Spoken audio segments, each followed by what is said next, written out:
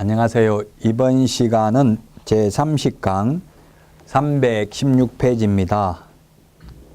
개별적 중개실문제 먼저 주택임대차보호법입니다. 주택임대차보호법은 중요합니다. 시험에 반드시 출제됩니다. 동그라미 1번에 보면 주거용 건물에 대해서 적용됩니다. 그리고 주거용 건물이라 하더라도 일시 사용을 위한 임대차임이 명백한 경우에는 적용되지 않는다. 이게 많이 출제됐습니다. 일시 사용을 위한 임대차임이 명백한 경우에는 적용되지 않는다. 그 다음에 점포용 주택과 같이 임차주택의 일부가 주거 외의 목적으로 사용되는 경우에도 적용된다. 그래서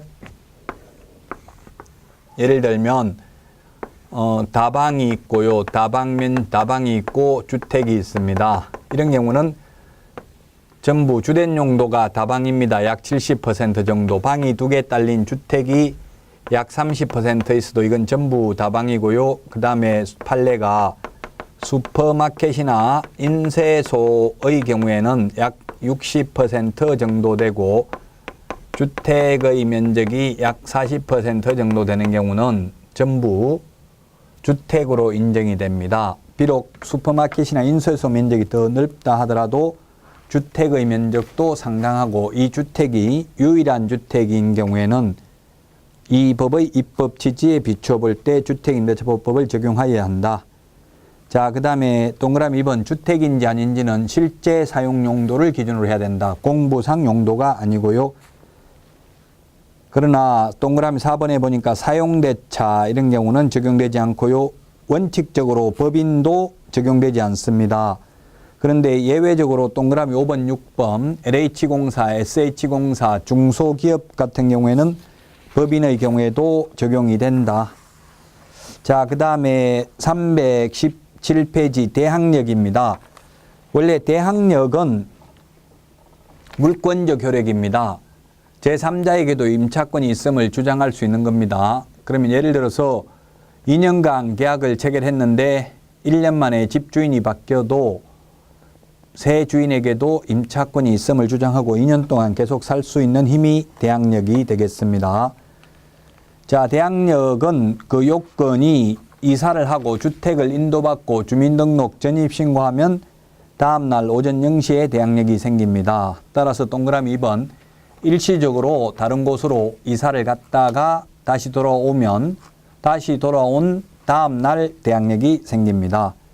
그리고 본인의 주민등록뿐만 아니라 가족의 주민등록, 자녀의 주민등록도 대항력으로 인정이 된다. 동그라미 3번 공부상 내용과 일치하지 않는 경우, 즉 동호수가 누락된 경우 등은 대항력이 인정되지 않습니다. 단독주택은 지번까지만 기재하면 되지만 아파트, 연립, 다세대, 기숙사의 경우에는 동호수까지 정확하게 전입신고를 해야 된다. 자, 그 다음에 그게 동그라미 4번이고요.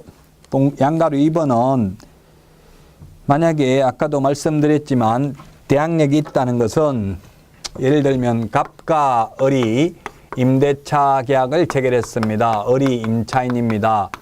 2년간 임대차 계약을 체결해놨는데 이 주인이 1년 만에 다른 사람한테 팔아먹을 수 있습니다.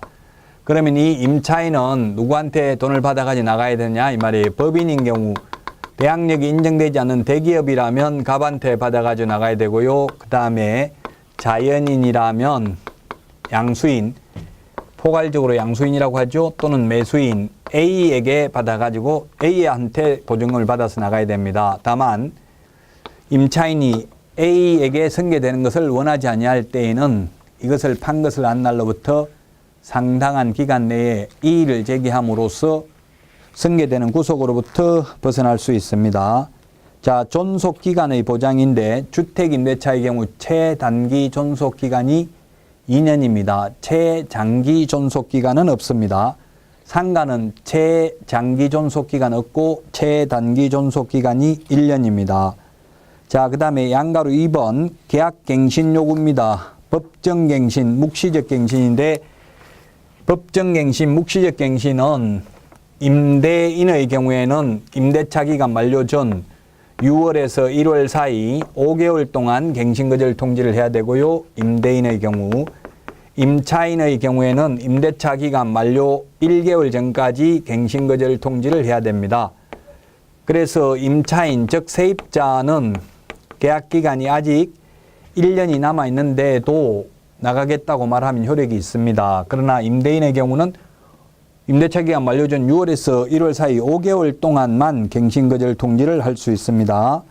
318페이지 묵시적 갱신, 법정 갱신은 임차인이 2기의 차임액에 달하도록 차임을 연체한 경우에는 법정 갱신이 인정되지 않습니다. 자, 그 다음에 차임 등의 정감 청구권과 월차임 전환율입니다. 차임 등의 정감 청구권과 월차임 전환율입니다. 자, 그래서 첫 번째 정감 청구, 차임 등의 정감 청구를 보고요. 정감 청구가 주택의 경우가 있고 상가의 경우가 있고요. 그 다음에 월차임 전환율, 월차임 전환율은 월차임 전환율에 첫 번째 주택이 있고요. 그 다음에 두 번째 상가가 있습니다. 자, 월차임 전환율 정감 청구인데 시험에 정감 청구는 주택은 20분의 1밖에 안 된다 하면 X입니다. 감액은 상한선이 없습니다. 정액만 상한선이 있습니다. 20분의 1, 55%고요. 상가는 100분의 9, 9%입니다. 물론 상가라도 환산보전금이 서울에서 4억을 초과하는 경우, 즉 일정 금액 초과하는 경우에는 이 9% 상한선 적용하지 않습니다. 시세만큼 올릴 수 있습니다. 그래서 만약에 계약을 2년 계약 체결했습니다. 1억에. 그런데 1년밖에 안 지났는데 주변 시세가 다 올랐다고 5% 1억 500 올려달라고 할 수 있습니다. 계약기간 끝나고 재계약할 때는 얼마든지 많이 올려도 상관없습니다. 자, 그 다음에 월차임 전환율은 전세를 월세로 돌리는 경우에는 1할, 즉 10% 또는 기준금리 더하기 3.5% 중에서 낮은 비율을 초과할 수 없고요. 상가는 1할 2푼 또는 기준금리 곱하기 4배를 초과할 수 없습니다. 자, 기준금리가 지금 현재는 1.25%인데요. 아마 시험에 낸다면 이렇게 해버리면 두 개를 플러스 시키면 4.75%니까 계산기 없으면 계산하기가 힘드니까 아마도 제 생각에는 기준금리를 1.5%라고 가정하고 계산하시오. 이렇게 나올 가능성이 있어요. 그러면 두 개를 더하면 5%입니다. 5%, 10% 중에서 낮은 걸 초과할 수 없으니까 만약에 예를 들면 보증금이 6천만 원인데 이것을 월세로 돌리려고 하면은 5%입니다. 그러면 1년에 300만 원이고요. 1년에 300만 원 나누기 12달 하면 한 달에 얼마입니까? 25만 원을 초과할 수 없습니다. 6천만 원을 월세로 돌리려면은 일부로 해서 60만 원 달라 이렇게 할 수 없다고요. 25만 원을 초과할 수 없습니다. 자, 그 다음에 319페이지 확정일자입니다. 자, 확정일자인데 우선변제, 최우선변제를 한번 살펴보도록 하겠습니다.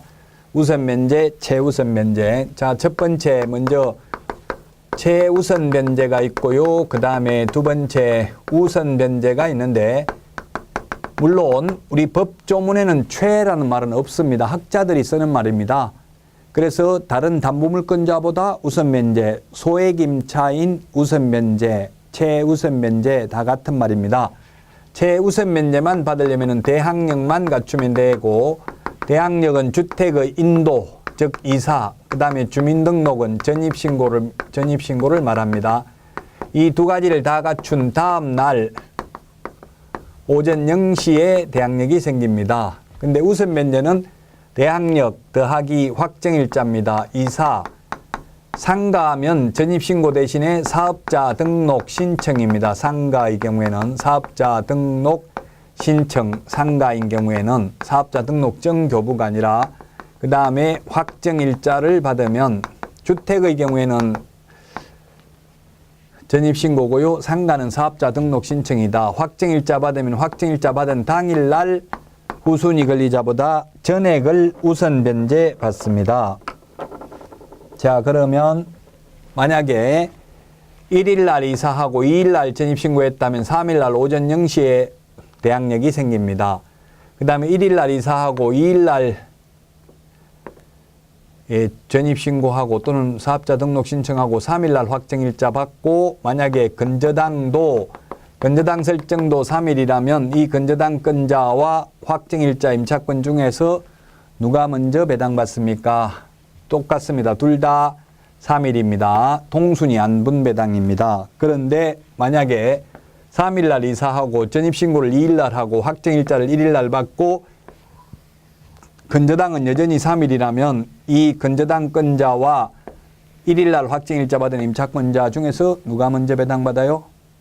네, 이 경우는 건저당입니다. 왜냐하면 확정일자는 확정일자 당일이라고 돼 있지만 단 대항력을 먼저 갖추어야 됩니다. 대항력은 이 두 개를 다 갖춘 다음 날 오전 0시입니다. 따라서 확정일자는 비록 1일날 받아도 4일날 오전 0시에 우선 면제 효력이 생깁니다. 따라서 만약 건저당이 4일이라고 한다면 같은 4일이라도 이 확정일자부 임차권자는 4일 오전 0시이기 때문에 임차권이 먼저 배당을 받을 것입니다. 자, 최우선 면제 받는 금액을 보겠습니다. 서울이 있고 그 다음에 과밀 억제권역이 있고요. 그 다음에 광역시가 있습니다. 광역시가 아니면서 광역시에 준하는 보호를 받는 게 세종시가 있고요. 그 다음에 안산시, 김포시, 그 다음에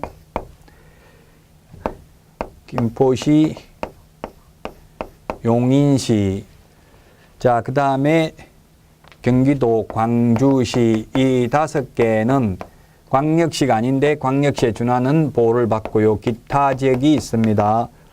자, 그러면 보증금이 서울에서는 1억 이하인 경우에 나누기 3을 해서 100만 원 단위로 절상을 합니다. 1억 나누기 3을 하면 3,333만 3,333원인데 100만 원 단위로 절상 올려줘야 됩니다. 그러면 3,400만 원입니다.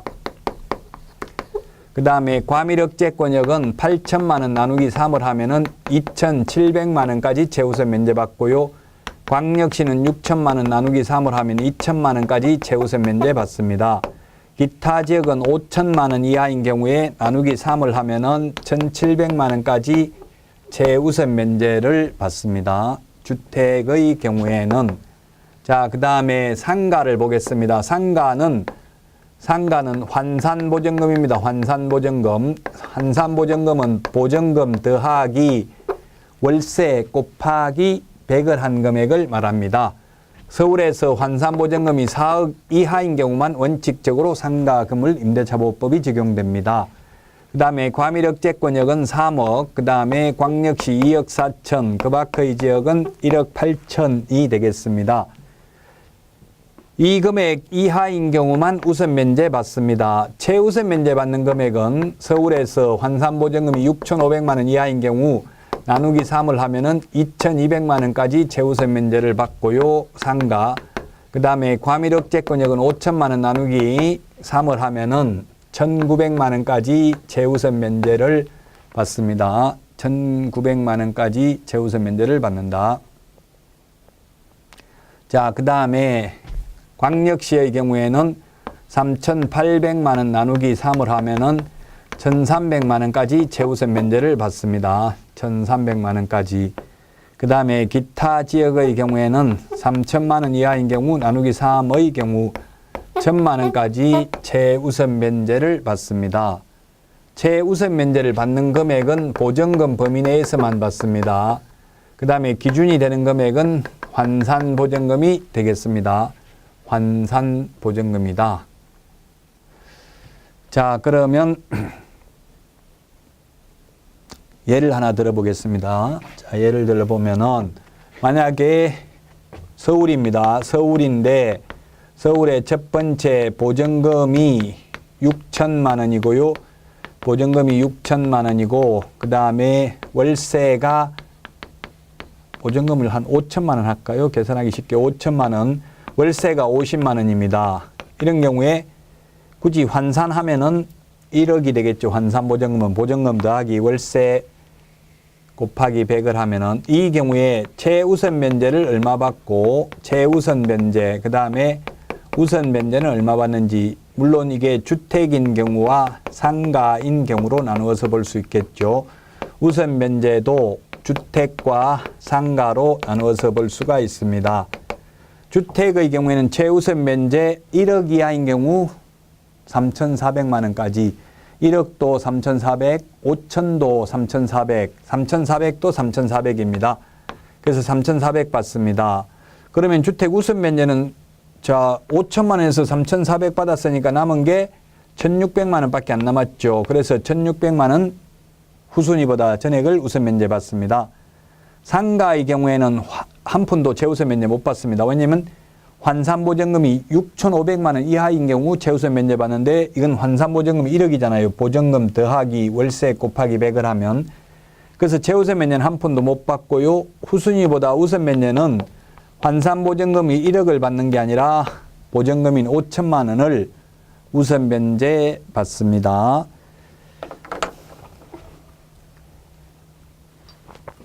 자, 그래서 최우선 면제만 받으려면은 대항력만 갖추면 되고 우선 면제를 받으려면 확정일자까지 받아야 됩니다. 320페이지 6번 임차권 등기 명령 제도인데요. 주택이든 상가든 다 임차권 등기 명령을 하려면 계약 기간이 끝나도 주인이 보증금을 돌려주지 않는 경우에만 명령에 의한 등기를 할 수 있습니다. 이 경우에 그 비용을 임대인에게 청구할 수 있고요. 명령에 의한 등기를 하게 되면 대항력과 우선 면제권을 취득하게 되고 이미 취득하고 있던 사람은 존속하게 됩니다. 등기가 되어 있는 집에 만약에 등기를 해놓고 방을 빼고 이사를 나갔다 하더라도 만약에 이 방에 대해서 A라는 사람이 등기를 해놓고 이사를 나갔다 하더라도 이 비어있는 방에 새로 들어온 갑이라는 사람은 최우선 면제는 못 받습니다. 그러나 자기보다 후순위보다 우선 면제는 받을 수 있다. 자, 그러면 이 등기가 되어 있는 경우에 임차인은 보증금부터 돌려받고 임차권 등기를 말소해 주면 됩니다. 동시행이 아니라 선이행 관계가 되겠습니다. 320페이지 맨 밑에 최우선 면제는 주택가격의 2분의 1 범위 내에서만 가능합니다. 2분의 1 범위 내에서만. 자, 그래서 321페이지 조금 전에까지 다 말했습니다. 최우선 면제 받는 걸 말씀을 드렸고요. 거기에 세종시가 신설됐습니다. 세종시가 광역시에 준하는 보호를 받는 것으로 신설됐다. 자, 그 다음에 321페이지 양가로 3번에 동그라미 3번 하나의 주택에 임차인이 2명 이상이고 이들이 그 주택에서 가정공동생활을 하는 경우에는 이들을 1인의 임차인으로 보아서 이들의 각 보증금을 합산한다 이렇게 했습니다. 이 말이 무슨 뜻이냐 하면은 예를 들어서 그러면 서울에서 1억 이하인 경우 3,400까지 받는다고 했는데 부부가 가정공동생활을 하는데 방이 2개입니다. 그러면 2억인데 보증금이 부부가 남편 명의로 1억, 부인 명의로 1억 이렇게 따로따로 임대차 계약을 체결하면 최우선 면제를 얼마 받느냐 이 말이에요. 한 사람 몫인 3,400만 원만 받는다. 각각 3,400씩 해서 둘이 6,800을 받는다 합하면 답은 한 푼도 못 받는다. 즉 두 사람의 보증금을 합산해서 한 사람이 2억 계약 체결한 것이나 마찬가지다 이 뜻입니다. 자, 그 다음에 322페이지입니다. 주택임대차위원회입니다. 주택임대차위원회는 법무부에 둡니다. 두어야 합니다. 공인중개사 정책심의위원회는 둘 수 있죠. 그 다음에 위원회는 위원장 1명 포함하여 9명 이상 15명 이하의 위원으로 구성되고요. 3번 위원회 위원장은 법무부 차관이 되겠습니다. 그 다음에 4번에 위원은 다음 어느 하나에 해당하는 사람 중에서 위원장이 위촉하되 다음 1호부터 5호까지 해당하는 위원을 각각 1명 이상 위촉하고 위원 중 2분의 1 이상은 1호, 2호, 6호, 1호, 2호, 6호가 민간 위원입니다. 대학 교수 등입니다. 즉 1호가 조교수 이상 5년 이상 유경험자고요. 그 다음에 2호가 변호사, 공인중개사 등으로서 5년 이상 유경험자, 6호가 법무사 등으로서 5년 이상 유경험자입니다. 이렇게 민간 위원이 2분의 1 이상 되어야 하고요. 자, 그 다음에 거기에 양가로 5번에 동그라미 2번 법무사 5년 이상 유경험자라고 되어 있죠. 그 다음에 양가로 6번 위원의 임기는 원칙 2년으로 합니다. 다만 공무원은 그 직위에 재직하는 동안만 위원이 되겠습니다. 자, 그 다음에 323페이지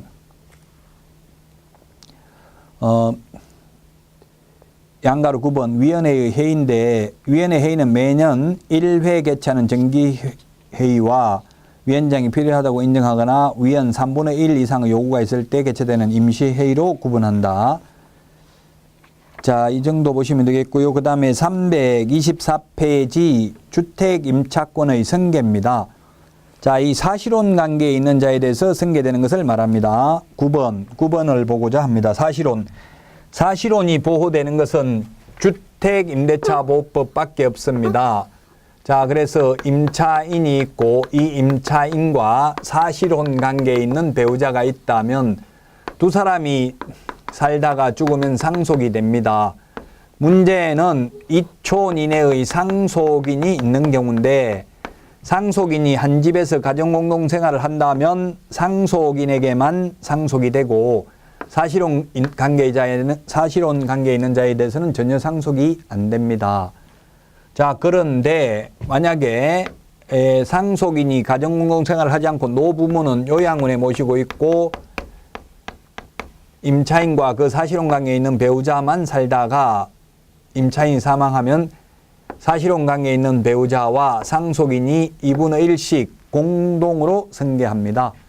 자, 그래서 이게 노부모를 모시면 한 푼도 상속이 안 되고 안 모시면 절반이 상속이 된다 해서 고려대학교 김형배 교수는 신랄하게 비판을 지금 하고 있습니다. 자, 그러면 예를 들면 2년 계약 체결해 놓고 1년 만에 임차인이 사망해도 남은 1년을 사실혼 관계에 있는 자는 더 살겠다고 주장할 수 있는데 단 1개월 이내에 반대 의사 표시를 한 때에는 그러하지 아니하다. 남편이 사망했는데 꿈속에 계속 나타나서 저승에 같이 가자 하면 무서워서 주인한테 방 빼야 되겠습니다. 도저히 못 살겠습니다. 한 달 안에 이야기하면 보증금을 내줘야 한다는 뜻입니다. 1개월 이내에 반대 의사 표시를 한 때에는 그러하지 아니하다. 이렇게 되어 있습니다. 자, 그 다음에 상가 건물임대차보호법입니다. 상가 건물임대차보호법은 맨 밑에 보면 사업자 등록의 대상이 되는 상가만 적용이 됩니다. 따라서 예를 들면 어린이집이라든지 유치원이라든지 동창회 사무실이라든지 교회 건물이라든지 이런 것들은 사업자 등록의 대상이 되지 않기 때문에 적용이 되지 않습니다. 동그라미 2번 사업자 등록의 대상이 되더라도 또 환산보증금 일정 금액 이하인 경우만 적용이 되는데 다만 그게 계약갱신요구권, 그 다음에 권리금 보호규정, 그리고 표준계약서 작성 등은 보증금과 상관없이 적용된다. 원래 환산보증금이 일정 금액을 초과하면 적용이 안 됩니다. 4억 초과하면 원칙 적용 안 되는데 예외적으로 보증금과 상관없이 환산보증금 액수와 상관없이 무조건 적용되는 게 첫 번째 대항력입니다. 대항력은 무조건 적용된다. 그 다음에 계약갱신요구권, 계약갱신요구권도 환산보증금 금액과 상관없이 인정이 된다. 그 다음에 권리금 보호규정도 역시 보증금과 상관없이 가능하다. 그 다음에 3개의 차임을 연체했을 때 상가 건물 임대차 계약을 해지할 수 있는 것도 보증금과 상관없이 다 적용이 된다. 그 다음에 상가 임대차 표준계약서 작성도 보증금 상관없이 다 똑같다. 그러면 보증금이 서울에서 4억을 환산보증금이 4억을 초과하면은 우선 면제 같은 것은 받을 수 없다는 이야기입니다. 자, 그 다음에 325페이지 맨 밑에 임대차 기간, 이거 아까 주택할 때 다 말했습니다. 최단기 존속기간 1년입니다. 326페이지 임차인의 계약갱신요구권입니다. 임차인이 임대차 기간 만료 전 6월부터 1월까지 사이에 행하는 계약갱신 요구에 대하여 정당한 사유 없이 이를 거절하지 못한다. 다만 다음의 경우에는 그러하지 아니하다. 자, 이 8가지는 계약갱신 요구를 거절할 수 있다는 이야기죠. 8가지 중요합니다. 별표에 넣으시고요. 동그라미 1번 3개의 차임에게 이르도록 차임을 연체한 사실이 있는 경우. 2번 거짓 부정한 방법으로 임차한 경우. 3번 쌍방 합의하에 상당한 보상을 제공한 경우. 4번 동의 없이 전대한 경우. 5번 고의 또는 중대한 과실로 파손한 경우. 그 다음에 6번 임차한 건물의 전부 또는 일부가 멸실되어 임대차의 목적을 달성하지 못할 경우. 그 다음에 7번 임대인이 목적 건물의 전부 또는 대부분을 철거하거나 재건축하기 위하여 목적 건물의 점유 회복이 필요한 경우. 8번 그 밖에 임차인이 임차인으로서의 의무를 현저히 위반하거나 임대차를 존속하기 어려운 중대한 사유가 있는 경우는 임대차 계약갱신 요구를 거절할 수 없습니다. 자, 그래서 이 8가지 사유 중요합니다. 자, 그 다음에 3번 계약갱신 요구는 최초 임대차 기간을 포함한 전체 임대차 기간이 5년을 초과하지 않는 범위 내에서만 가능합니다. 5년을 초과하지 않는 범위 내에서만. 자, 그러면 1년, 2년, 3년, 4년, 5년입니다. 임대차 기간 만료 전 6월에서 1월 사이에 5개월 동안 갱신 요구를 하면 정당한 사유 없이 거절할 수 없다. 처음에 1억이면 1년 지나면 1억 900 올릴 수 있고요. 또 1년 지나면 1억 900에서 9%를 올릴 수 있습니다. 단 환산보증금이 4억을 초과하는 경우에는 이 9%밖에 못 올린다는 규정을 적용하지 않습니다. 만약 2년간 임대차 계약을 체결했다가 전차인과 전대차 계약을 체결하였다면 전차인은 임차인의 남은 기간 3년 범위 내에서 임차인을 대위하여 임대인에게 계약갱신 요구를 할 수 있다. 자, 그 다음에 계약갱신된 경우, 묵시적 갱신된 경우 주택이나 상가는 임차인의 경우는 임대인에 대해서 해지 통과하면 3개월이 지나면 효력이 발생합니다. 그러나 임대인은 묵시적 갱신이 돼도 또다시 최단기 존속기간, 주택은 2년, 상가는 1년을 보장해 주어야 합니다.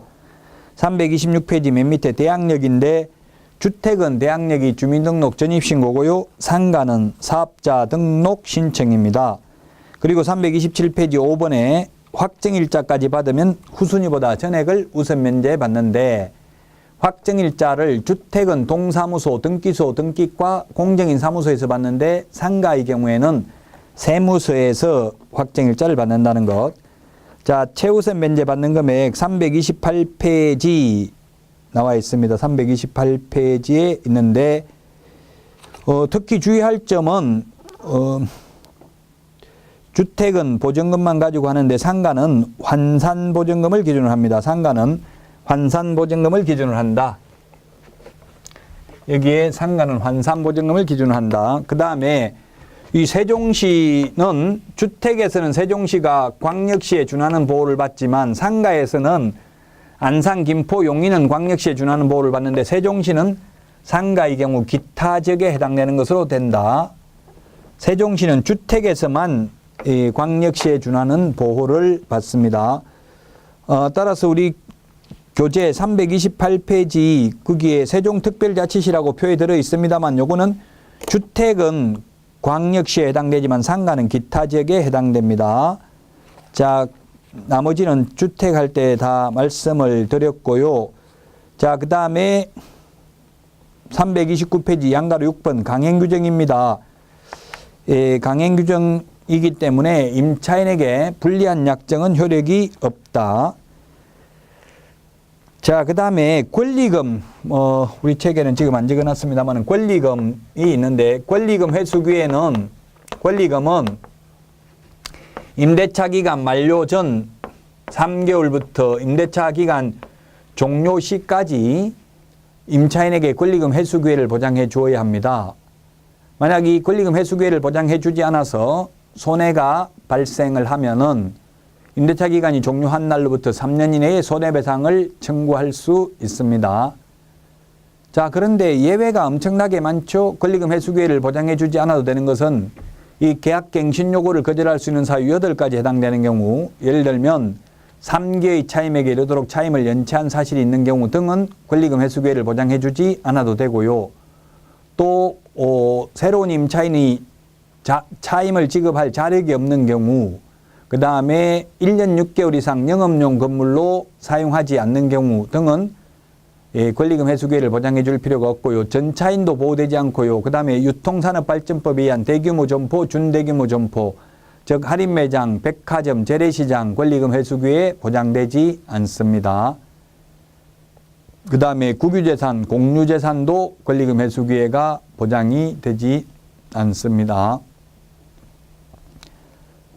자, 그래서 이 권리금 부분도 시험에 출제가 될 수 있는데, 오히려 권리금이 제도권 안으로 들어오고 나서 더 지금 세입자들이 권리금 회수 기회를 보장받지 못하고 있는 게 현실이랍니다.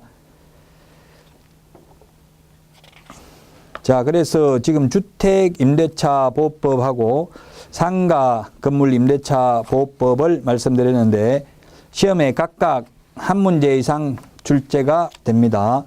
주택, 상가 모두 다 한 문제 이상은 시험에 출제가 된다. 자, 그러면 특히 거기에 300 우리 교재에 보면은 주택하고 상가하고 비교되어 있는 것을 정리해 보도록 하겠습니다. 329페이지에 보시면 적용 범위가 329페이지 맨 밑에 표입니다. 적용 범위가 주택은 사실상 주거용이고요. 상가는 사업자 등록의 대상이 되는 상가이어야 합니다. 미등기 건물, 무허가 건물도 주택임대차보호법이 적용이 됩니다. 공무상 등재된지 여부 상관없습니다. 미등기 전세도 적용이 됩니다. 다만 일시 사용을 위한 임대차임이 명백한 경우에는 주택, 상가 모두 적용되지 않습니다.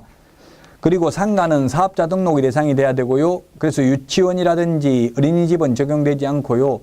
또 환산보증금이 일정한 금액 4억 초과하는 경우, 그 다음에 과밀억제권역 3억 초과하는 경우 적용되지 않는다. 그러나 보증금과 상관없이 적용되는 게 대항력, 계약갱신요구권, 권리금 회수기회 보장, 3개의 차임액을 연체했을 때 해지할 수 있는 것, 그 다음에 표준임대차계약서 이런 것들은 환산보증금과 상관없이 적용이 된다. 자, 그 다음에 대항력은 주택의 경우 전입신고고요. 상가는 사업자 등록 신청입니다. 그 다음에 확정일자는 주택은 동사무소, 등기소, 등기과에서 받아야 되는데 상가는 세무서에서 받아야 됩니다. 최우선 면제는 주택이든 상가든 모두 최우선 면제는 주택, 상가, 매각 대금의 2분의 1 범위 내에서 최우선 면제 받아야 됩니다. 따라서 우리 329페이지 표 오른쪽 맨 밑에 상가 3분의 1이라고 되어 있는 건 2분의 1로 고치시면 되겠습니다. 주택이든 상가든 모두 최우선 면제는 주택, 상가, 매각 대금의 2분의 1 범위 내에서 받는다. 자, 그 다음에 최단기 존속기간입니다. 330페이지 최단기 존속기간인데, 자, 최단기 존속기간을 한번 정리해 볼까요? 그러면 최단기 존속기간인데 첫 번째 주택이 있고요. 그 다음에 상가가 있고, 그 다음에 농지가 있고요. 그 다음에 민법 임대차가 있고요. 민법 임대차. 그 다음에 전세권이 있습니다. 최단기 최장기 존속기간이 되겠습니다. 최장기 존속기간인데 주택의 경우에는 최장기 존속기간은 없습니다. 최장기 존속기간이 옛날에는 민법에 20년이 있었는데 삭제됐습니다. 최단기 존속기간은 주택은 2년입니다. 상가도 역시 최장기는 없고요. 최단기 존속기간은 1년입니다. 1년. 농지의 경우도 역시 최장기는 없고요. 최단기 존속기간이 농지는 3년입니다. 농지는 최단기 존속기간이 3년이기 때문에 3년 미만으로 정한 것은 3년으로 봅니다. 민법 임대차는 최장기, 최단기 존속기간이 모두 없습니다. 민법에서는 최장기, 최단기 존속기간이 없다. 전세권에서는 최장기가 있는데 최장기부터 먼저 볼까요? 예, 전세권에서는 최장기 존속기간은 10년이고요. 최단기 존속기간은 1년입니다. 자, 그 다음에 지상권 보겠습니다. 지상권을 보면은 지상권의 최장기 존속기간, 그 다음에 최단기 존속기간이 있는데 최장기 존속기간은 지상권도 역시 없고요. 최단기 존속기간은 경고한 건물은 30년, 목조 건물 15년, 공작물은 5년입니다. 최단기 존속기간. 자, 그래서 이 최장기 존속기간, 최단기 존속기간 이거 반드시 구분해서 정리를 해야 됩니다. 이제 여러분들이 시험에서 고득점 하려면은 비교해서 공부하는 연습을 하셔야만 될 겁니다. 자, 그 다음에 임차인의 계약갱신요구권은 주택에는 없고요. 상가에만 계약갱신요구를 할 수 있습니다. 상가만 할 수 있다. 최초 임대차 기간을 포함한 전체 임대차 기간이 5년을 초과하지 않는 범위 내에서 할 수 있습니다. 자, 그 다음에 차임 등의 정감 청구, 그 다음에 월차임 전환 시 산정률, 이건 반드시 시험에 출제된다고 봐야죠. 중요합니다. 그 다음에 등록사항의 열람 제공 요청인데 등록사항은 관할 세무서장에게 열람 제공 요청을 할 수 있습니다. 물론 상가만 있고요. 주택의 경우에는 세대별 주민등록을 동사무소에서 열람할 수 있습니다. 월차임 전환율과 정감 청구권은 중요하다고 했죠. 정감 청구. 다시 한번 정감 청구를 보면은 이건 시험에 반드시 출제가 되니까 정감 청구는 정감 청구가 있는데 정감 청구는 주택의 경우에는 20분의 1, 5%입니다. 한번 올리고 나면 1년 안에는 다시 못 올립니다. 상가는 9%입니다. 단 상가도 환산보증금이 일정 금액을 초과하는 경우에는 이 9% 상한선을 적용하지 않습니다. 그 다음에 월차임 전환율인데 월차임 전환율 전세를 월세로 돌리는 경우에 주택인 경우에는 1할 또는 1할이 10%죠. 1할 10% 또는 기준금리 더하기 3.5% 중에서 낮은 비율을 초과할 수 없습니다. 상가의 경우에는 1할 2푼 즉 12% 또는 기준금리 곱하기 4배, 기준금리 곱하기 4나 4배나 똑같은 말이죠. 기준금리 4배 중에서 낮은 비율을 초과할 수 없습니다. 또 권리금에서 만약에 주인이 건물주가 권리금 회수 기회를 보장해 주지 않아서 세입자가 손해가 발생한 경우에는 임대차 기간이 종료된 날로부터 3년 이내에 손해배상을 청구할 수 있는데 그 손해배상 금액도 현 임차인의 권리금 평가액하고 새로운 세입자가 지급하려는 권리금하고 둘 중에서 낮은 금액을 초과할 수 없습니다. 낮은 금액을 초과할 수 없다. 그런데 우리 뒤에 가면은 맨 마지막 시간에 나오는데 매수 신청 대리와 관련해서는 매수 신청 대리는 매수인이 된 경우에는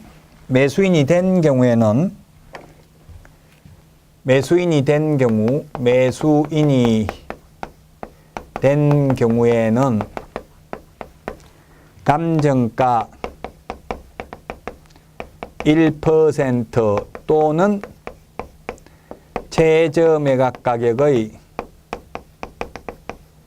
1.5% 중에서 낮은 걸 받을 수 있는 게 아니라 당사자 합의에 의해서 받을 수 있습니다. 합의.